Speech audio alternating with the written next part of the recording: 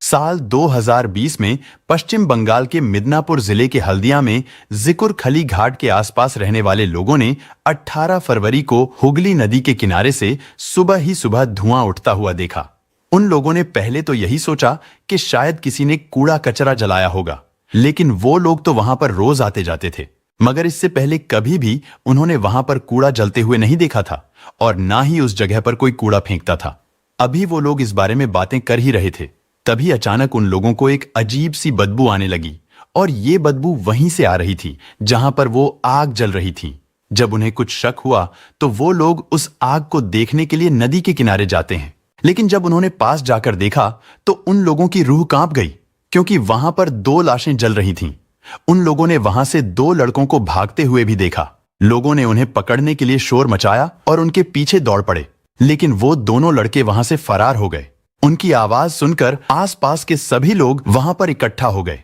इसके बाद वो लोग नदी से पानी लाकर उस आग को बुझाते हैं। आग बुझने के बाद पता चला कि वहां पर 2 शवों को जलाया जा रहा था। उन लोगों में से किसी व्यक्ति ने पुलिस को भी फोन कर दिया था। दुर्गाचक थाने की पुलिस तुरंत मौके पर पहुंचती है। उन दोनों शवों में से एक शव तो पूरी तरह से जल चुका था, यानी उसको देखकर पता नहीं चल रहा था कि ये शव महिला का है या पुरुष का। लेकिन दूसरा शव थोड़ा ठीक हालत में था। उसके पहनावे और कपड़ों से लग रहा था कि ये किसी लड़की की लाश है। इसके बाद पुलिस ने फॉरेंसिक टीम को भी घटना स्थल पर बुला लिया था, लेकिन उन दोनों शवों को पहचानना बहुत मुश्किल था, क्योंकि उनका चेहरा बुरी तरह से जला हुआ था। लेकिन तभी पुलिस को कम जली हुई लाश के पास से कुछ बाल मिलते हैं, जिन्हें गौर से देखने पर पता चला उस लड़की ने अपने बालों को कलर करवा रखा था। उसके बाल गोल्डन और ग्रीन कलर के थे। पुलिस को वहां से कान की बाली भी मिलती है। उस बाली पर SJP लिखा हुआ था। इसके बाद पुलिस ने उन दोनों शवों के आसपास छानबीन की तो पुलिस को वहां पर एक गड्ढा भी दिखाई दिया, जिससे अंदाजा लगाया गया कि शायद उन लाशों को दफनाने के लिए पहले गड्ढा खोदा गया होगा, लेकिन फिर किसी कारण दफनाने के बजाय उन्हें जला दिया गया होगा। उन्हें जलाने के लिए पेट्रोल का इस्तेमाल किया गया था, क्योंकि वहां से एक खाली बोतल भी मिली थी। और जाहिर सी बात है, कोई भी व्यक्ति ऐसी खुली जगह में तो कत्ल नहीं करेगा। इसलिए पुलिस को लग रहा था कि इन दोनों को कहीं और कत्ल करने के बाद यहां लाकर जलाया गया है। खैर, घटना स्थल की जांच करने के बाद उन दोनों शवों को पोस्टमार्टम के लिए हॉस्पिटल भिजवा दिया जाता है। इधर पुलिस अज्ञात लोगों के खिलाफ कत्ल और सबूत मिटाने का मामला दर्ज करके इस मामले की जांच में जुट जाती है। लेकिन सबसे पहले यह पता लगाना जरूरी था कि आखिर वो दोनों लाशें किसकी थीं, क्योंकि अब तक एक लाश के बारे में केवल इतना ही पता चल पाया था कि वो किसी महिला की लाश है, लेकिन दूसरे का तो अभी कुछ भी नहीं पता था। और जब तक पोस्टमार्टम रिपोर्ट ना आ जाए तब तक पुलिस भी कुछ नहीं कर सकती थी। लेकिन कुछ घंटे इंतजार करने के बाद उन दोनों शवों की पोस्टमार्टम रिपोर्ट आ जाती है। पोस्टमार्टम रिपोर्ट से पता चला कि वो दोनों शव महिलाओं के ही हैं, जिनमें एक की उम्र 20-22 साल और दूसरी की 40 साल के आसपास थी। लेकिन जो लाश कम जली थी वो 20-22 साल की लड़की की थी। पोस्टमार्टम रिपोर्ट से यह भी पता चलता है कि उन दोनों को जलाने से पहले उन्हें कुछ नशीली दवा खिलाई या पिलाई गई थी, यानी जलाए जाने से पहले वो जिंदा थी। इसका मतलब साफ था कि उन दोनों को जिंदा ही जला दिया गया था। लेकिन अब सवाल ये था कि आखिर वो दोनों महिलाएं कौन थीं और उनके साथ ये दरिंदगी किसने की थी। इस बात का पता लगाने के लिए दुर्गाचक पुलिस आसपास के सभी पुलिस स्टेशंस में उन दोनों शवों के बारे में जानकारी देती है। साथ ही ये भी पता करने की कोशिश की जाती है कि किसी थाने में उन महिलाओं की गुमशुदगी की रिपोर्ट तो नहीं लिखवाई गई है। यानी पुलिस ने हर तरीके से उनके बारे में पता लगाने की कोशिश की, लेकिन उन महिलाओं के बारे में कहीं से भी कोई सुराग या सबूत नहीं मिलता, क्योंकि किसी भी थाने में उनकी कोई भी रिपोर्ट नहीं लिखवाई गई थी। दुर्गाचक पुलिस को भी कुछ समझ नहीं आ रहा था कि अब आगे क्या किया जाए। असल में पुलिस को पता ही नहीं चल पा रहा था वो कहाँ की रहने वाली है और उन दोनों में क्या रिश्ता था। लेकिन फिर पुलिस इस घटना को सोशल मीडिया पर पोस्ट कर देती है। साथ ही उन दोनों महिलाओं के आसपास से मिली चीजें, उनके कपड़े और गहने, पोस्टमार्टम रिपोर्ट के अनुसार उनकी हाइट और उनकी उम्र, ये सारी चीजें भी पुलिस द्वारा सोशल मीडिया पर पोस्ट कर दी गई। साथ ही पुलिस ने लोगों से अपील भी की कि अगर किसी का कोई रिश्तेदार या जानने वाला लापता है और इन सभी डिटेल्स से उसकी आइडेंटिटी मैच करती हो तो पुलिस को सूचना दी जाए। ये पोस्ट 20 फरवरी के आसपास की गई थी, जिसके बाद ये पोस्ट तेजी से वायरल होने लगती है और फिर 21 फरवरी को एक व्यक्ति ने दुर्गाचक पुलिस से संपर्क किया। उस व्यक्ति ने पुलिस को बताया कि उसकी जानने वाली एक महिला और उसकी बेटी पिछले कई दिनों से लापता है। उस व्यक्ति ने बताया कि पिछले कई दिनों से वो दोनों मां बेटी सोशल मीडिया पर भी एक्टिव नहीं है और ना ही उनसे उस व्यक्ति का कोई संपर्क हो रहा है। जब पुलिस को पता चला कि वो दोनों मां बेटी सोशल मीडिया पर भी एक्टिव रहती थी, तो पुलिस ने उन दोनों की प्रोफाइल को खंगालने का फैसला किया। जानकारी देने वाले व्यक्ति से सोशल मीडिया के जरिए पुलिस को उन मां बेटी की तस्वीरें भी मिल जाती हैं। उनमें एक का नाम था रमा डे, जिसकी उम्र 40 साल थी, और दूसरी उसकी बेटी थी, उसका नाम था रिया डे, उसकी उम्र 22 साल की थी। वो दोनों ही मां बेटी नॉर्थ 24 परगना जिले के न्यू बैरकपुर इलाके में रहती थी। और फिर अगले दिन यानी 22 फरवरी को पुलिस न्यू बैरकपुर इलाके में पहुंचती है। वहां पर पुलिस उन दोनों मां बेटी की फोटो लोगों को दिखाती है। एक व्यक्ति ने पुलिस को उनके घर का एड्रेस बताया। इसके बाद पुलिस उनके घर पर पहुंची। वहां पर ताला लगा हुआ था। जब पुलिस ने आसपास रहने वाले लोगों से पूछताछ की तो पता चला कि रिया डे और रमा डे दोनों मां बेटी न्यू बैरकपुर के इसी घर में किराए पर रहती थी। इस घर में उन दोनों के अलावा और कोई भी नहीं रहता था। हालांकि वहां से थोड़ी ही दूर उनका अपना घर भी था, मगर वो दोनों अपने घर वालों से दूर यहाँ किराए पर रहती थी। वो दोनों माँ बेटी सोशल मीडिया पर भी काफी एक्टिव रहती थी। रिया हर दिन कुछ ना कुछ पोस्ट करती ही रहती थी, लेकिन उनके घर वाले उस इलाके में किस जगह पर रहते थे इस बारे में किसी को भी नहीं पता था। उस समय घर की मालकिन भी वहां मौजूद नहीं थी। इसके बाद पुलिस ने पड़ोसियों से रिया और रमा का फोन नंबर ले लिया था, ताकि फोन के जरिए उनके घर वालों तक पहुंच सके और ये पता चल सके कि उन दोनों माँ बेटी की किन किन लोगों से बात होती थी। इसके बाद पुलिस उन दोनों माँ बेटी के नंबरों की सीडीआर निकलवाती है। इधर पुलिस द्वारा की गई पोस्ट को देखकर और भी कई लोग, जिनमें कुछ रिया के दोस्त और कुछ रिश्तेदार भी थे, वो भी यही कहते हैं कि इस पोस्ट में दिखाई गई सभी चीजें रमा और रिया से मिलती जुलती लग रही हैं। इन सब बातों से अब पुलिस को लगने लगा था कि वो दोनों शव उन दोनों मां बेटी के ही हैं। दरअसल पहले रमा अपने पति और बेटी के साथ महाराष्ट्र के नवी मुंबई में रहती थी, लेकिन कुछ कारणों की वजह से रमा ने अपने पति को डिवोर्स दे दिया था और साल 2017-18 में रमा अपनी बेटी रिया को लेकर वापस अपने घर वेस्ट बंगाल आ गई। लेकिन वो अपने मायके में रहने के बजाय हल्दिया में किराए के मकान में रहने लगती है। इन सब चीजों से रिया की पढ़ाई पर भी बहुत ज्यादा असर पड़ता है। वो 12th क्लास भी पास नहीं कर पाई थी। साल 2017 में रिया 8वीं क्लास में थी। फिर माता पिता के तलाक के बाद पढ़ाई छोड़कर रिया को अपनी मां के साथ वेस्ट बंगाल आना पड़ा। यहां आने के बाद न्यू बैरकपुर के एक स्कूल से रिया हाई स्कूल और इंटर के लिए पढ़ाई शुरू कर देती है। अब रिया पढ़ाई की वजह से न्यू बैरकपुर में रहने लगी थी और उसकी मां हल्दिया में रहती थी। कभी रमा अपनी बेटी से मिलने के लिए न्यू बैरकपुर चली जाती थी, तो कभी रिया अपनी मां से मिलने के लिए हल्दिया आ जाती थी। उन दोनों की बस यही जिंदगी थी। रमा अपने मायके वालों से कोई मतलब नहीं रखती थी। इधर 22 फरवरी को रिया डे और रमा डे की सीडीआर यानी कॉल डिटेल रिकॉर्ड की रिपोर्ट भी आ जाती है। साथ ही पुलिस उन दोनों के मोबाइल की लोकेशन भी निकलवाती है।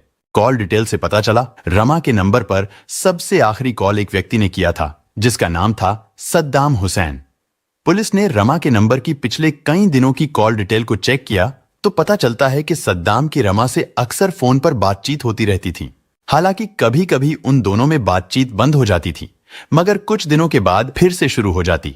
लेकिन पुलिस को झटका तब लगा जब रिया के कॉल रिकॉर्ड्स में भी सबसे ज्यादा बार सद्दाम हुसैन का ही नंबर पाया गया। यानी जिस तरह इस व्यक्ति की रमा से बात होती थी, ठीक वैसे ही उसकी बेटी रिया से भी बात होती थी। उनकी बातचीत की ड्यूरेशन घंटों घंटों की थी। लेकिन अब पुलिस के लिए सबसे पहले यह जानना जरूरी था कि इस व्यक्ति से वो दोनों मां बेटी इतनी देर तक बात क्यों करती थी। साथ ही यह भी जानना जरूरी था कि आखिर ये सद्दाम हुसैन कौन है। इसके बाद उस व्यक्ति के बारे में पता लगाने के लिए पुलिस ने उसके मोबाइल नंबर की लोकेशन निकलवाई। साथ ही उन दोनों मां बेटी की लोकेशन भी चेक की गई तो पता चला कि 17 फरवरी की रात को रिया, रमा और सद्दाम उन तीनों की लोकेशन एक साथ ही थी। सद्दाम का उन दोनों मां बेटी के साथ लगातार फोन पर बात करना और नदी किनारे शव मिलने से पहले भी उन तीनों का एक साथ होना, इन सब बातों से पुलिस को शक ही नहीं बल्कि पूरा यकीन हो गया था कि इस कत्ल से सद्दाम का कुछ ना कुछ कनेक्शन जरूर है। छानबीन करने पर पता चला कि सद्दाम हुसैन दुर्गाचक की न्यू कॉलोनी का रहने वाला है और वो एक लेबर कॉन्ट्रैक्टर यानी ठेकेदार है। लेकिन जब पुलिस सद्दाम के घर पर पहुंचती है तो पता चलता है कि वो तो हॉस्पिटल में है। इस बात का पता चलते ही पुलिस तुरंत हॉस्पिटल पहुंचती है और वहां से सद्दाम को अरेस्ट कर लिया जाता है। साथ ही पुलिस को हॉस्पिटल से यह भी पता चलता है कि सद्दाम को कोई गंभीर चोट नहीं लगी थी, बल्कि उसे छोटी मोटी खरोंच आई थी और इसका मतलब था कि सद्दाम पुलिस से बचने के लिए ही हॉस्पिटल गया था। खैर, सद्दाम को पुलिस स्टेशन लाकर उससे पूछताछ की जाती है। शुरू में तो हर आरोपी की तरह सद्दाम भी साफ मना कर देता है कि उसका इस वारदात से कोई लेना देना नहीं है। लेकिन जब पुलिस ने सद्दाम को उसकी कॉल डिटेल रिकॉर्ड्स और 17 फरवरी की लोकेशन दिखाई तो वो टूट गया। लेकिन अब भी ऐसे कई सवाल थे जिनका जवाब जानना जरूरी था। पहला ये कि आखिर सद्दाम की रमा और रिया से मुलाकात कैसे हुई थी, और दूसरा ये कि सद्दाम ने उन दोनों मां बेटी को कत्ल क्यों किया था। पूछताछ करने पर पता चला कि पति से तलाक के बाद जब रमा अपनी बेटी रिया को लेकर वापस बंगाल आ गई थी तो रमा अपने मायके से दूर अपनी बेटी के साथ हल्दिया में रहने लगी थी। लेकिन फिर उसकी बेटी रिया न्यू बैरकपुर में पढ़ाई करने की वजह से न्यू बैरकपुर में ही कमरा लेकर रहने लगी। यानी अब बेटी न्यू बैरकपुर में रहती थी और मां हल्दिया में रहती थी। अब चूंकि रमा अकेले रहती थी तो वो बोर होने लगी, इसीलिए रमा ने फेसबुक पर प्रोफाइल बनाई और यहीं फेसबुक पर रमा की मुलाकात सद्दाम हुसैन से हुई। वो दोनों फेसबुक फ्रेंड बन गए और जब सद्दाम को पता चला कि रमा उनके घर से ज्यादा दूर नहीं रहती तो वो रमा से मिलने उसके घर भी जाने लगा। इधर रमा की बेटी रिया भी अपनी मां से मिलने के लिए न्यू बैरकपुर से हल्दिया आती रहती थी। उसने सद्दाम को अपनी मां के कमरे पर देखा तो रिया को लगा कि सद्दाम उसकी मां का दोस्त है और फिर एक दिन रिया ने भी सद्दाम को फेसबुक पर फ्रेंड रिक्वेस्ट भेजी। इस तरह सद्दाम की रिया के साथ भी दोस्ती हो जाती है। वो दोनों फेसबुक पर चैटिंग करने लगे। इसके बाद वो दोनों फोन नंबर एक्सचेंज करते हैं। अब उनकी फोन पर भी बातें होने लगी थीं। रिया और सद्दाम दोनों एक दूसरे को पसंद करने लगते हैं। जब उन दोनों की पहली मुलाकात हुई थी तो उस समय रिया की उम्र 19-20 साल ही थी, जबकि सद्दाम की उम्र 27 साल के आसपास थी। इसके बाद वो दोनों न्यू बैरकपुर से कुछ किलोमीटर दूर वासुदेवपुर में किराए पर कमरा लेकर लिव इन में रहने लगते हैं। रमा और रिया की जिंदगी में सद्दाम के आने से उनकी खुशियां दुगनी हो गई थीं। लेकिन हैरानी की बात तो यह है कि रमा को भी सद्दाम और अपनी बेटी रिया के रिश्ते से कोई प्रॉब्लम नहीं थी। और तो और वो तीनों एक साथ बाहर घूमने के लिए भी जाते थे। एक साथ बैठकर खाना खाते, बातें करते और एक साथ समय बिताते थे। अब रिया कभी पढ़ाई के लिए बैरकपुर में रहती तो कभी सद्दाम के साथ वासुदेवपुर में और कभी अपनी मां के पास हल्दिया में भी रहती थी। उनके बीच सब कुछ ठीक चल रहा था। लेकिन फिर एक दिन रिया को पता चलता है कि सद्दाम शादीशुदा है और उसके बच्चे भी हैं। लेकिन रिया के साथ रिलेशनशिप में आने से पहले सद्दाम ने यह बात रिया को नहीं बताई थी, बल्कि उसने तो रिया के साथ शादी करने का वादा कर रखा था। पुलिस को यह सारी बातें सद्दाम के बयान और रिया के जानने वाले लोगों से पता चली थी। सद्दाम की शादी के बारे में पता चलते ही रिया भड़क जाती है। वो सद्दाम से कहती है कि तुमने शादी के लिए मुझसे झूठ क्यों बोला है। रिया ने सद्दाम को धमकी देते हुए कहा कि अगर तुमने मुझसे शादी नहीं की तो वो पुलिस स्टेशन जाकर उसके खिलाफ कंप्लेन कर देगी। असल में रिया जब भी सद्दाम से शादी करने को कहती थी तो सद्दाम कोई ना कोई बहाना बनाकर बात को टाल देता था। लेकिन अब वो ऐसा नहीं कर सकता था, क्योंकि अब वो दोनों मां बेटी उसे धमकी देने लगी थी कि या तो अभी शादी करो या फिर जेल जाने के लिए तैयार हो जाओ। लेकिन सद्दाम इन दोनों चीजों से बचना चाहता था। यानी ना तो वो रिया से शादी करना चाहता था और ना ही जेल जाना चाहता था। सद्दाम ने पुलिस को आगे बताया कि दोनों मां बेटी की जिद और धमकियों से वो बहुत परेशान हो चुका था। हालांकि उसने कई बार रिया और रमा से दूरी बनाने की कोशिश भी की थी, लेकिन जब उसे बचाव का कोई भी रास्ता नजर नहीं आया तो उसने रिया और रमा को ही रास्ते से हटाने का प्लान बनाना शुरू कर दिया। सद्दाम ये भी जानता था कि ना तो उन मां बेटी का कोई जानने वाला है और ना ही उन्हें कोई पूछने वाला है। सद्दाम ने अपने इस प्लान में कई दोस्तों को भी शामिल कर लिया था और फिर प्लान के अनुसार 17 फरवरी 2020 को सद्दाम ने रमा को कॉल किया और कहा कि आज रात हम तीनों एक साथ बैठकर बात करेंगे और इस मामले को कैसे भी करके सुलझाएंगे। रमा ने यह बात अपनी बेटी रिया को भी बताई और इस तरह धोखे से सद्दाम ने रिया और रमा को वासुदेवपुर में उस कमरे पर बुला लिया जिस कमरे में सद्दाम और रिया लिव इनमें रहते थे। इसके बाद 17 फरवरी की शाम को वो तीनों वासुदेवपुर में मिलते हैं। सद्दाम तो उस रात सब कुछ पहले ही सोचकर आया था। असल में जब भी वो तीनों एक साथ होते थे तो अक्सर शराब पार्टी करते थे। हमेशा की तरह ही उस रात भी सद्दाम शराब लेकर आया था, लेकिन रिया उस रात शराब नहीं पीती। वो रात के 8 बजे बाजार गई और वहां से खाना लेकर आई। सद्दाम ने उस खाने को नहीं खाया, बल्कि उसने खाने में नशीली दवा मिला दी और जैसे ही वो दोनों मां बेटी उस खाने को खाती हैं तो बेहोश हो जाती हैं। उन दोनों के बेहोश होने के बाद सद्दाम अपने दोस्त मंजूर आलम को फोन करता है। मंजूर वासुदेवपुर में सद्दाम के पास कार लेकर पहुंचता है। इसके बाद उन्होंने बेहोश हालत में पड़ी रमा और उसकी बेटी रिया का गला दबा दिया, और जब उन्हें लगा कि रिया और रमा की मृत्यु हो चुकी है तो उन्होंने पहले रमा को एक कंबल में लपेटा और उसे गाड़ी की डिक्की में रख दिया। फिर ऐसे ही उन्होंने रिया को भी कंबल में पैक करके कार की पिछली सीट पर रख दिया। सद्दाम का प्लान यह था कि वो दोनों मां बेटी को अपने दोस्त मंजूर के घर के आसपास कहीं जमीन में दफन कर देगा, लेकिन जब सद्दाम ने यह बात मंजूर को बताई तो उसने ऐसा करने से मना कर दिया। मंजूर ने उससे कहा कि वहां पर सीसीटीवी कैमरे लगे हुए हैं। इसके बाद वो दोनों रिया और रमा को हुगली नदी के किनारे दफन करने का प्लान बनाते हैं। साथ ही उन्होंने एक बोतल में पेट्रोल भी रख लिया था, यानी अगर कोई प्रॉब्लम हुई तो पेट्रोल डालकर उन दोनों को जला दिया जाएगा। इसके बाद सद्दाम और मंजूर देर रात को हुगली नदी के किनारे पर पहुंचते हैं। वहां पर वो दोनों खुदाई करते हैं, लेकिन खुदाई करते करते रात ढल गई और दिन निकलने लगा। और जब उन्हें लगा कि अब जल्दी ही सूरज निकलने वाला है तो हड़बड़ाए सद्दाम और मंजूर ने जल्दबाजी में रमा और रिया को गाड़ी से बाहर निकाला, लेकिन तभी रिया और रमा के शरीर में हरकत होने लगी। असल में वो दोनों उस समय तक जिंदा थी। ये सब देखकर सद्दाम और मंजूर बहुत ज्यादा डर गए। उन्होंने रिया और रमा को दफन करने के बजाय जलाने का फैसला किया। वो दोनों उन मां बेटी को गड्ढे से थोड़ी दूर ले गए, लेकिन जल्दबाजी और हड़बड़ाहट में उन्होंने पेट्रोल की पूरी बोतल रमा के ऊपर ही डालकर उसे आग लगा दी। मगर अब उनके सामने प्रॉब्लम यह थी कि रिया को कैसे जलाया जाए।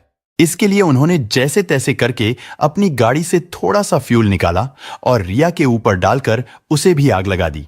और यही वजह थी जो रिया का शव कम ही जला था, क्योंकि सुबह हो चुकी थी। इसलिए वो दोनों वहां से भाग जाते हैं। हालांकि आसपास रहने वाले लोगों ने उन्हें भागते हुए देख लिया था और उनका पीछा भी किया था, लेकिन वो दोनों बचकर निकल गए थे। इधर मंजूर का नाम सामने आते ही 23 फरवरी 2020 को मंजूर को भी अरेस्ट कर लिया गया।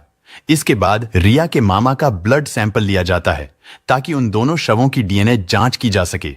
कोलकाता की लैब में उनका डीएनए टेस्ट किया गया, जिससे कंफर्म हो गया था कि वो दोनों शव रिया और रमा के ही थे। इसके बाद 27 फरवरी को पुलिस की एक टीम हल्दिया में रमा डे के घर पर पहुंचती है और उसके घर की तलाशी ली जाती है।